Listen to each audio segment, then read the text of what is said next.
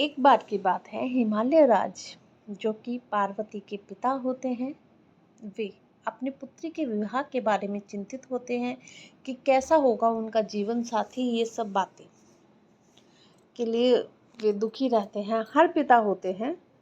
फिर वे क्या सोचते हैं, फिर वे ऋषि को बुलाते हैं कि भाई आप बताइए कि इनका जीवन साथी कैसा होगा।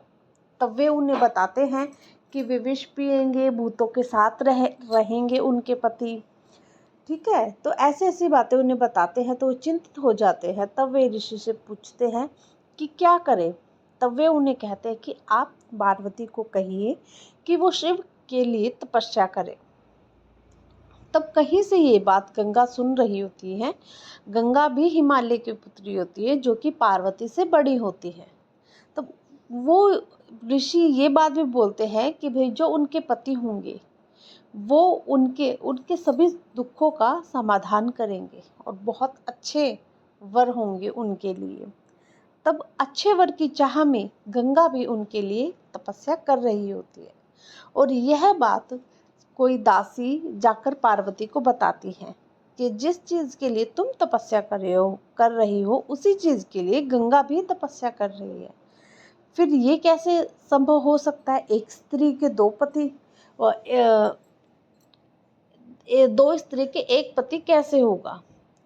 तब पार्वती ये सोचने में विवश हो जाती है कि इस चीज़ का उपाय क्या है। तब वो दासी उसे एक उपाय सुझाती है। कहते हैं कि हम अगर अपने घर वालों की बातें सुनते हैं तो हमेशा हम आगे जाते हैं और अगर बाहर वालों की बातों में हम आते हैं तो हमेशा हमारा ही नुकसान होता है।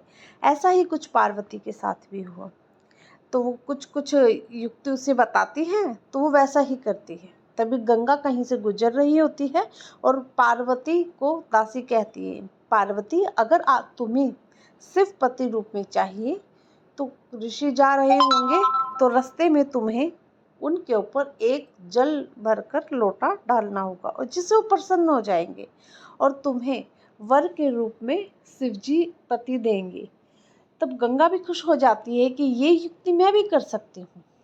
तब गंगा वैसा ही करती है जैसा कि वह दासी उसे सुझाती हैं।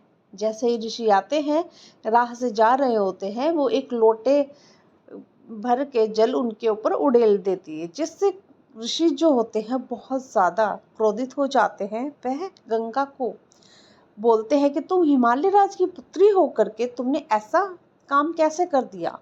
मैं तुम्हें श्राप देता हूँ कि जिस तरीके से तुमने ये मेरे ऊपर जल डाला है वैसे ही तुम जल बन जाओगी और पृथ्वी के ऊपर वैसे ही विचरण करोगी। तब गंगा बहुत क्रोधित होती है कि मैं तो वरदान लेने गई थी और मुझे तो श्राप मिल गया।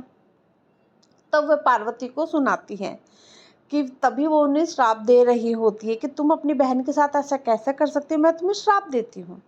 तभी भगवान शिव वहाँ पर प्रकट हो जाते हैं। तब वे कहते हैं कि नहीं, तुम्हारे श्राप के कारण ये मेरी अर्धांगिनी नहीं बन पाएंगी। तब फिर गंगा रोती है, कहती कि मैं भी आपको पति रूप में प्राप्त करना चाहती थी प्रभु। तब गंगा कहती है कि देखो, तुम मेरी अर्धांगिनी जो होगी, तुम मेरे तरफ मेरे साइड में ही बैठोगी। अर्धांगिनी का जो होती है वो मेरे साथ में ही खड़ी रहेगी, यही उसका कार्य होता है। किंतु तुमने पार्वती से ज़्यादा तपस्या की है, इसलिए मैं तुम्हें अपने सर पर धारण करने का वचन देता हूँ। तब गंगा प्रसन्न हो जाती है।